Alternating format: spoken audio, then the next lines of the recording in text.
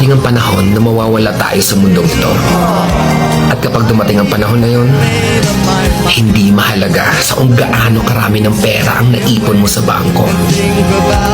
Hindi rin mahalaga sa kung gaano ka successful sa trabaho or sa business mo. At lalong hindi mahalaga sa kung gaano kaganda ng mukha at ng katawan mo. Dahil ang mahalaga pagdating ng panahon na yun ay ang sagot sa tanong na naging masaya ka ba? Nagawa mo ba ang kagustuhan ng puso mo kahit pag-gaano ka malito sa mata ng mundo? Dahil sa huli naman, ikaw naman magdadala ng mga memories na yon sa libingan mo. Hindi naman ang mga tao sa paligid mo.